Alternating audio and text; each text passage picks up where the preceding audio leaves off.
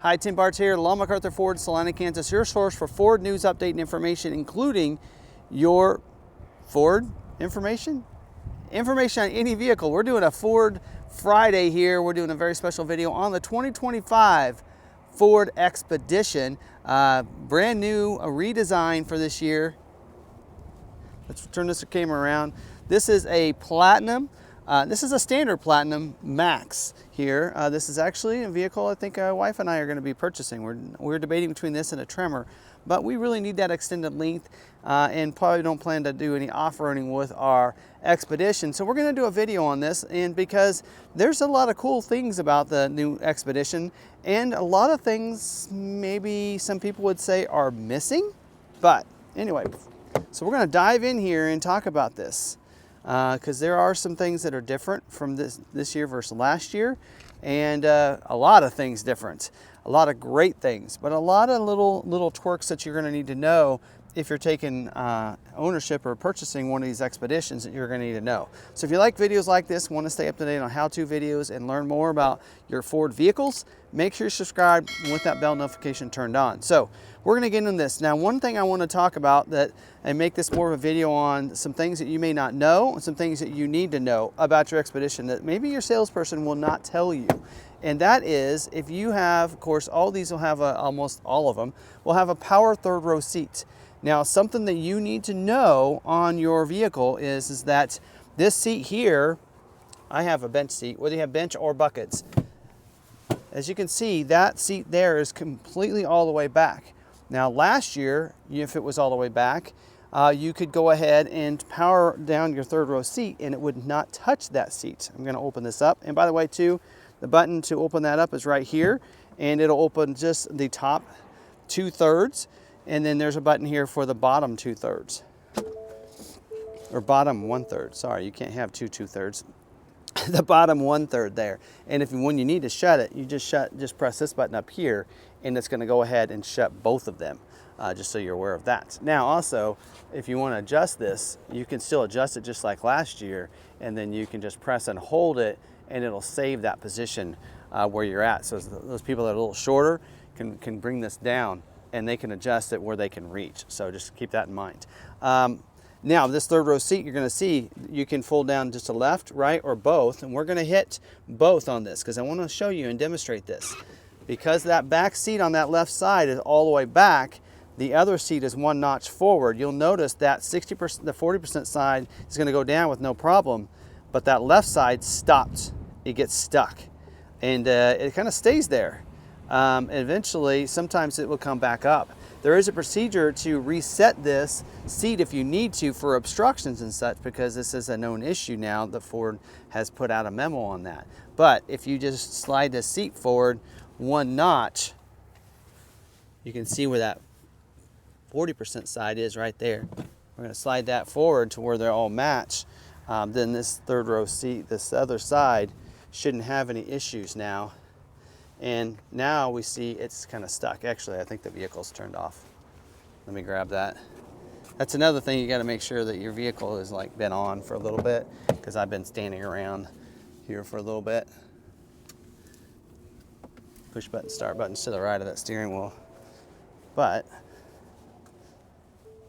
now, see, now it's stuck and it won't go down. Left side is stuck too. So once you get it stuck, it doesn't want you, it has issues there. So I'm going to show you right now. I'm going to throw in here, because I just recorded this, a clip on how to reset those seats when that happens, because you do have to set and do a reset procedure for that. So that's something that everybody needs to take note of on their Expedition. So known issue, but you need to be aware of that. So try to keep that from going all the way back.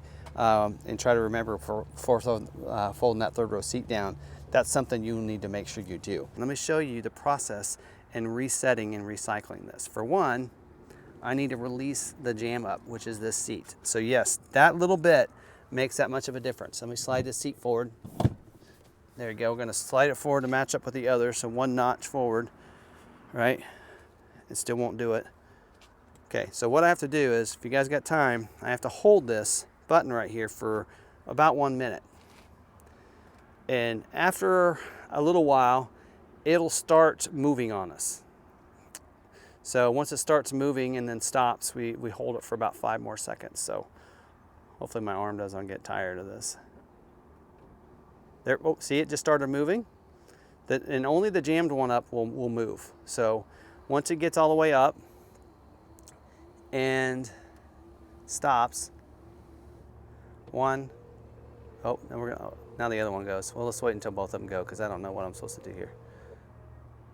Okay, now it stopped. 1, 2, 3, 4, 5.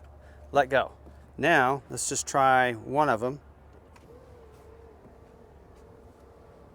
And now it is working.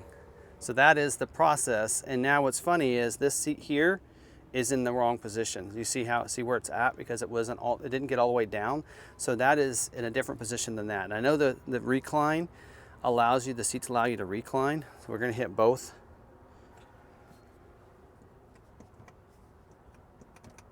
Is it set? Here, hold on, let me unlock it. Because sometimes it's that you gotta unlock the vehicle. There we go. All right. So now it should go down because I did move that seat forward. Again, no issue. So I'm making sure I'm gonna let the sales guys know that they need to tell their customers what is going on. They need to tell them about this and make sure they don't have that seat go back all the way and what they need to do. It's not a hard process to reset it. And see, now the seats are lined up perfectly. So there you go. So some other pretty cool features that I like is we do have 2 USB ports in the back of each of these seats for kids to be able to power different devices. This console you can see here has little spots and you might wonder, well, what's that for? Well, this does have the flex seating. So the 3rd row as well as the 2nd row, the middle partition can come down. So if you want to put longer things through there, you can set them on here and even use these as a tie down, like a ratchet to tie down so they don't jump up and move around. You can also put devices in this like an iPad or something, and you can set it up and then you can take cords through there if you want to and plug them in over here. So a lot of different versatility to that as well. Something else to note that I don't know if everybody likes, but panoramic vista roof is pretty much standard equipment on every Expedition. The XLT 202A and above, it's standard equipment. So you can pretty much, unless you go active just 200A, you can't get an Expedition without one. It will come with it. Power sunshade though, that is not a thing. Like my wife and I, we don't really care for those. So anyway, that's just something we'd like to see, maybe not there. Some other cool features, don't forget about this power slide. I think this is pretty awesome. Because there's a lot of times where, I know my wife puts a purse down there on the floor. She can just tuck it in here, put the purse in there, and then she can shut it. And what's great about it is this powers when the vehicle is on. If I shut the vehicle off and lock it up, then they cannot open this without having access and power to the vehicle itself, which I think is really great. You still get the console. There's a lever on both sides, by the way, for this. You still have access to a pretty big console, just as big as it was last year. If you could see, there we go. So pretty big console still with a tray, just kind of like last year. And so you don't really lose that, but you gain a nice under seat storage that I really like, because there was a lot of times where that was something that kind of bugged me. All right, now some other things that are also nice, I'm gonna shut this and actually start this vehicle up, is I like where the wireless charging pad is this year. Last year, my 22, it was back under here and you kind of put it back there, and sometimes you bump that cover and it would slide, and come over. I'm sure you guys have had that happen. This one doesn't have that. I like where it's positioned to just put my phone right down in there real easily. And you can even stand it up here as well. So I like that.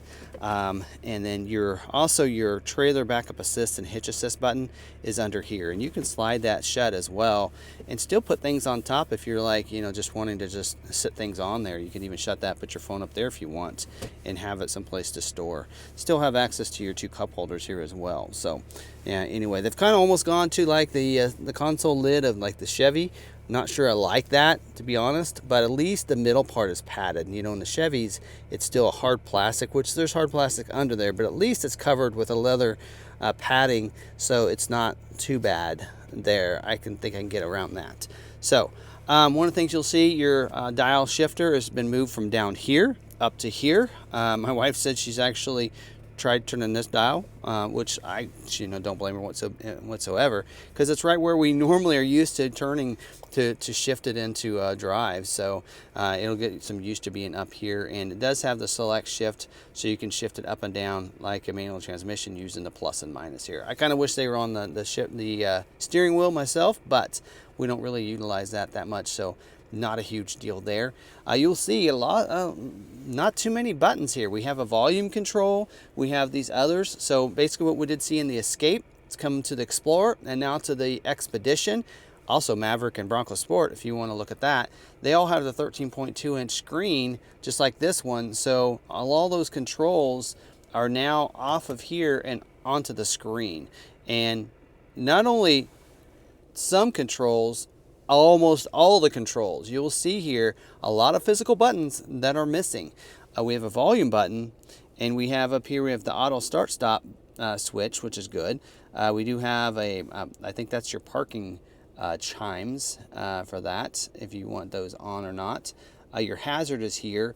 Your switch for your 360 camera, which I love this 360 camera. Maybe some features you may not know of on this camera. Let's go over that real quick. You can click that arrow and you can see in front of you if you're stopped. I'm stopped. We're seeing the front camera right there. We can also see more of a straight down angle, so you can see really how close you are up there, and I'm real close to that post. In the back, you can see right down onto your hitch if you have a hitch in. A nice feature if you're towing. And then, of course, just your backup camera in general. And then, what's this in here? I haven't looked at this. Oh, that is your trailer reverse guidance. So that way you can see right down along your vehicle. So that's real nice and easy to see, especially if you have a trailer and you're backing that trailer up. It makes it real easy to be able to see that. So we'll go back to the 360 camera view here, because also on this right side you can see all the way around the vehicle. Not only that, if you hit that plus and you want to see, I want to see just what I got going on over that corner, it kind of gives you a close-up of that corner, which is that's kind of neat. I don't know, what do you guys think? It kind of moves the vehicle over where you need it, and I can even slide it down, go up if you want to say, okay, well, I got a little more. And now you can see the steering wheel up there as well, which is a really cool feature too. This actually does have some different drive modes, including off-road, and it does have the wheels that you can see as well right there. So that's pretty cool. Little feature that I wanted to highlight as well right there for everybody. But let's kind of go out of that camera. We do have the hill descent control button and traction control as well down there. Otherwise, all your climate controls are right here at the bottom of your screen. Whether you like it or not, that's where they're at. And that's where you can control it. Now, you can use voice commands to control your climate temperatures and different things like that, which is nice. Your seat controls are right there, so you tap on it. That's for your steering wheel and your seats, for those that have the heated steering wheel. So you click that, heated, ventilated. One of the reasons we went to the Platinum was, instead of the active like we had, we had the XLT before, is because we like the ventilated seats. And you have to go to Platinum to get them. They're not available in the active. So you have that. Now, you're going to have heated, cooled, and you have auto. Now, what auto is going to do is keep the seat temperature to match up with your climate. In this case, it's cooling it. You can see it's blue down there. It's kind of cooling it for that reason. So you can take that off, and then you notice it did the cooling as well. Heated seat 2, and then the passenger's seat is right over there. And then your climates are right under here. Now, there's an arrow right there. I had missed that when I first saw this. Click that arrow. Can't use it while driving. I'm not driving.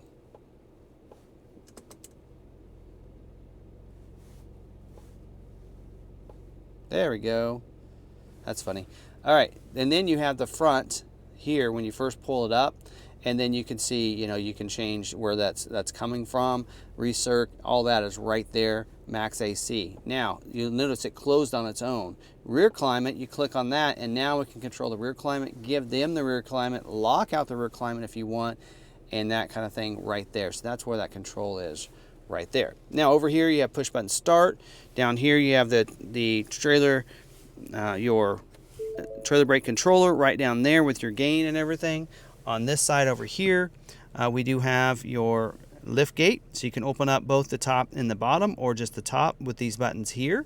to let kids put their stuff in the back. And then here's your drive mode switch. I don't know if I like the drive mode switch there.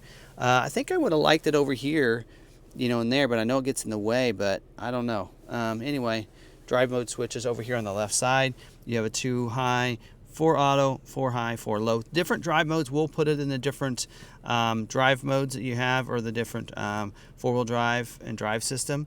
But one of the things you'll notice, there's no headlight switch down here. It is missing. It's gone. I'll show you where it's at in just a second. Also, you don't have any power pedals or no tilt or telescoping button either. Anyway, we'll talk about that. And then over here on the side, you do have automatic for all 4 windows, and then the controls for your mirrors, and your locks are still a physical button over here on the door. Now, here on the console here, or on the steering wheel, I should say, we do have, put that back in park, we do have just a couple little light up buttons here. So this here, you touch it, you notice it controls it up there. I don't know if you can see that or not. See if I can zoom in just a little bit for you. But this is where you would control your climate. And I know it's kind of whacking out on us here, so it's hard for you to see, but that's where you set your cruise control. Here's where your gap is for that. Here's where your lane keeping is right there. Click on that. That activates it and deactivates it. That's all controlled right here on this this left side. It basically is all about your cruise control and your lane keeping. Now the right side over here, you're going to see it has an icon with the steering wheel and a mirror. So if it looks like it's a mirror, but if I click that, now you can see I can go up here, and that's for the steering wheel, and the bottom is for my pedals. So that's how I adjust those. So I click on that, and that's going to adjust my steering wheel up and down, forward and back. So this arrow, the left one is towards the vehicle, and that's towards the driver on the right side, and then up and down would make a lot of sense there. So that's how that's controlled. And then your pedals are right there as well, so forward and back. Now, some people may not like that. I guess the way I look at it is I'm probably only going to adjust that once, because what I'm going to do is set driver memory, because a lot of these will have driver memory for 3 different drivers. Well, my wife and I are the only ones that drive it. So once I adjust the steering wheel and the pedals and my mirrors and everything, I'm going to set that for a presetting anyway when I get in the vehicle. So you might ask, well, Tim, where is the driver memory button? There's no driver memory button. So that is over here on the screen. So let's get into this and talk about that. So there is a home screen that's going to give us the climate, or the navigation, radio, and your phone. And you see this P2? That is the different presets. So we're going to get into that in just a second. But your normal driver memory, click on the little car, and we have all your stuff that you would normally maybe like to see. There's your driver memory button right there. So I click on that, and then I can set and save for a couple different profiles. So I can switch profiles, and it's going to switch. And so you can see those right there. I haven't set those up yet. I can restore any as well if I want to, and save multiple ones. Now, what it does, not only are you saving the driver memory for your seat and your steering wheel, your mirrors, your pedals, all those are included, but it's also saving some other profiles, like what you like to have your climate at and that kind of thing. Now, you can also set that for different remotes. So when that remote gets in the vehicle, then it's going to memorize that remote if only one remote gets in. If there's multiple ones, I'm assuming you can set one profile as the default profile, so if both keys get in, it would go to that profile. So, which would make some sense there. So there's that. Your auto hold is right there as well. Your lighting. So again, no headlight switch at all. You get to it in here. As you can see, we have exterior. So your automatic headlights, your parking lights, and then you can turn them off right there. Interior lights as well. Ambient lighting. This is where you can control that. The different strength of the lighting and the different colors and options you have, which is pretty nice. And your zone lighting. So if your vehicle comes with zone lighting, then that's where that would be. Let me bring this out just a little bit. That is your zone lighting. So you can turn that on, and you can do all zones, and it's going to light up. So that allows you to override your headlights. So all zones. And then if I say, oh, I don't want that one or that one, then I can still have those on if I'm at a campsite or something, which is pretty cool. I can shut that off. So that's where your lighting is. Now another quick lighting is, it's always going to be here. So if I go to the home screen, there's a little light icon over here, so you can click on that and adjust that. And I believe the reason that's clear over here on the right side is not to change your exterior lighting, but let's say the passenger wants to change the interior lighting. They can click on that, and then they can change it right there without having to come clear over here on the driver's side of the vehicle to do that. So I think that's probably why that light's over there, because it is kind of, I'm like, why is it clear over there? I believe that's why it's over there. That's just my take on it. Some other settings in here is here's your rear climate lock, your vehicle status, your settings, your basic settings, brightness of your screen, that kind of stuff. You can see that. So this is it goes right into your settings for your different things like your easy entry and exit on that means that when you get out, it's going to move the seat back, makes it easier to get in and out for the driver. Power boards, do you want those coming down as auto? Do you want them always off? You want them off altogether, because some people, they don't need the power boards. You can do that through their windows, wipers, locks, power lift gate. So right now that's set to power. You can set it to manual, and you can set it on the key fob. So what that does is, if I click on this for the key fob, when I hit that button, it's going to open the liftgate and tailgate together. If I want liftgate only with the remote, which I think I do, then that'll just do the liftgate, not the tailgate. And the reason I'm going to leave it there is because just in case I have things inside, I don't want them rolling out on me. I like that tailgate kind of staying up. That was something at first I was on the fence on, but now I'm kind of a fan of that. Now that I've had some stuff fall out of my Expedition, my 22. So you do have that. Here's where you do your keypad and everything else. That's where that stuff is going to be located, right through there. So you want to go through when you first get that and go through some of those settings right there. Also your liftgate and tailgate switches are right there too. They are down here, so they're a little redundant. You have it in both places, but if you're the passenger and you need to get to it, they can get to it in here without having to go over and have the driver, initiate that if they want to. Now, some other things, you go over to this little dot, these other dots here, that's going to be a lot of the other features, your Google features, basically your Ford connectivity package features, Google Maps, Google Play Store, everything else like that is right in there. So you don't have to connect your phone. Like we have Google Maps here. You do have to, I think, sign up with have to log in right there, but then you can use the Google Maps without having to be connected through Android Auto, which my wife's not a huge fan of. And so this allows for to be able to do that still and just use your Google account right there for that. Now this other button over here, that is going to be to control your screens up here. These big 24-inch display screen. What do you want on that second screen right there? You have these options. You can say none, and you can see that change there. We do have fuel economy, so that shows you your fuel economy, and we really haven't driven this, so hopefully we'll get better than 10 miles a gallon. We have your gauges. You can see. Sometimes I like to see that if I'm on a trip. Media, so that's your radio stations, whatever you're on. Off-road status. If you have a trimmer, that could be very helpful to have. Tire pressure, let's see what they're at. Oh, we got one that's a lot more than the others. We'll have to get those checked out. We do have the towing status. We're not towing anything. The trailer trip, and then we can go right a little bit, and we do have a trip one, which we a lot of times will like to do that and see what we're doing if we do a trip and change that. And then your weather as well is right there too. So you can change whatever you want on those, and be able to see that. So I don't know what I'll set it on, trip one, I guess, for that. But that's how you would program what's in that middle screen. The right side is going to be your navigation, especially if you have something set up on your nav. You're going to have that right there. And then the left side is going to be your speed and your fuel economy, or your fuel that you have in your vehicle, and your if you have the Blue Cruise and that kind of stuff, you can see that the speed limit set there because that is turned on. I don't know actually how to turn the cruise control off. I don't know. Anyway. But tactile buttons, not sure if I like those. But anyway, there's a couple things that I want to highlight of where they're located on your Expedition because they are a little unique this year, and where those are all found on the Expedition. And I'll be doing a deep dive on the settings at some point and all that. And but there's kind of a brief overview. What am I, 20 minutes in? here's a long overview of where some of the buttons might be located that you might be looking for on your Ford Expedition.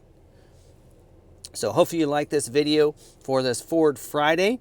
Make sure you subscribe with the bell notification turned on so you don't miss any of our other video series. We do a Maverick Monday, a Built Wild Wednesday for Bronco Sport, Super Duty Saturday on Saturdays for Super Duty, and and all the SUVs and such will be on these Ford Fridays. We'll try to get you some more information, some more videos on those in the future weeks here coming up. So I think that's all I have for this week. Hope you guys are enjoying your Expedition. If you have one, let me know. Do you have one on order? Do you have one in? How are you liking it?